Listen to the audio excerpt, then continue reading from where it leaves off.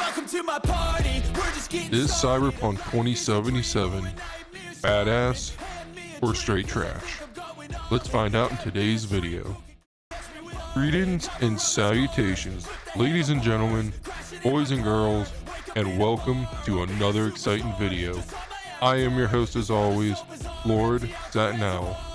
In today's video, we are going to take a deeper dive into Cyberpunk 2077 and see if it's worth your time in 2023. Make sure you watch to the end to see the verdict, and above all else, enjoy the show.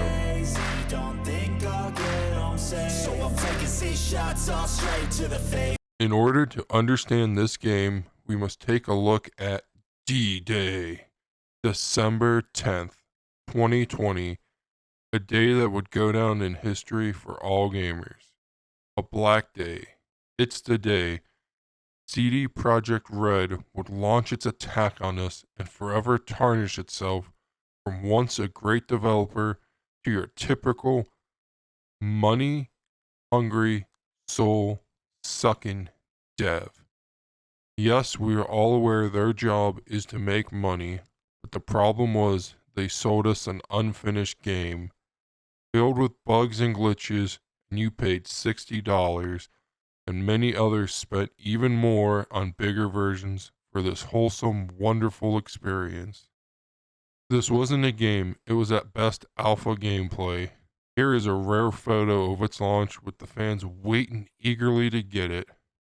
Sadly, if this was an EA game, they would still be selling tickets to ride that burning blimp to hell. Now that you understand how badly they botched this launch, well, let's see if after 2 years they were able to right their wrongs. So let's head back to the future, get into DeLorean, chooms, and let's see if the future is brighter and more neon pink in 2023.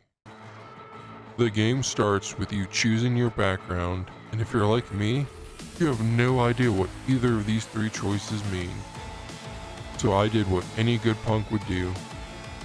I was raised on the streets, yo, ready to sling my cyber crack and shoot people to get it back. The character customization is actually really in-depth and filled with many options. My only real con here is that there's 51 choices, doesn't make them 51 good choices. Would have rather them streamline down some choices to maybe 30 and had 30 banging choices.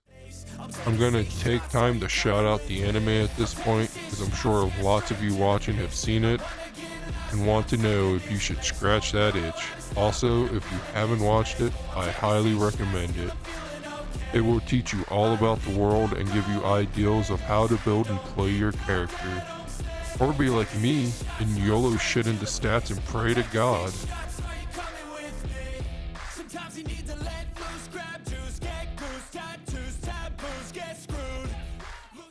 Time for a huge con against the game since we're here. You have attributes and perks like any good RPG. You would believe there is a way to reset those, and thankfully, there is. It's actually easier than what it was in the past. It was like 100,000 eddies and it only reset perks. Now it's more cost proportional to your level and you can do it anytime. Currently, it's 2 years past launch and this complaint is still running rampant and you are still not able to reset your attributes still. So don't be a fool like me and ruin your character within the first hour of the game. Let's move on. Jacking into the game now. No, not jacking off, although they both feel the same, and I always jack on 8 times a day. You play as V, who's trying to help a friend at a bar, doing a job for a loan shark. Everything goes to shit, which, spoiler, that's how it works in Night City. You meet Jackie here, who's trying to carjack you while you're trying to steal a car. It's a perfect clusterfuck. And after getting worked over by the police and spitting up blood with Jackie and sharing some waffles, well, cue the Brofest montage together, making him your new bestie. And I'm sure Jackie will always be by my side. Oh God, Jackie, no! A con, combat at early levels feels hard and grindy, like an action movie. You will be shooting at the same guy for like a minute or two. It's okay, it's an RPG, so level up and use higher level guns and invest your points into your perks so your squirt guns turn to a real gun. One pro is Melee is a Kill Bill simulator, and it's lots of fun and will smooth over the early levels for you with all the floating body parts and blood. There is stealth in this game, and it's pretty fun to stealth around like your big boss if he had cyber body parts, but that would have just made him actually Gray Fox on crack. Well, cyber crack to be precise, and yeah, I sold it to him. All those years of playing MGS has honed my skills for this montage specifically. And let's talk about the thing that most games fuck up and usually put no thought into. Hacking in a video game. This is probably the coolest and most fun I've had in this game. And if I could go back and reset my fucking attributes, I'd change my build to nut running in a heartbeat. You can scan people and hack them, force them to drop their weapons, or blind them, which I use a lot to sneak up and kill their friend in front of them before giving them the old neck hug and squeeze themselves. Make them kill themselves or shock them in the brain for lots of damage. Straight up shut down turrets and cameras on the fly. You can even kill the final boss with your brain in under 45 seconds. You can do so much more with it too, but I've talked enough about it for now. So another con for this game is giving you directions. If you look at your map, it gives you the worst routes I've ever seen in any game. It wants me to leave the mission area, walk around outside to get to this objective. But luckily enough for both of us, I'm going to use my amazing gamer skills, and I happen to find my way through this burning hellscape to find a quest and the objective. It doesn't get better. I use it just to know I'm going in the right direction. And so, you're just gonna have to get used to being lost like the rest of us in life and in this game. God. Let's show off something everybody loves. Drive-in. Just not in this game. The vehicles handle like giant baked ass mobiles. I'd rather they give me the damn horse from The Witcher than this car. Use the fast travel station as much as possible and spare yourself from driving.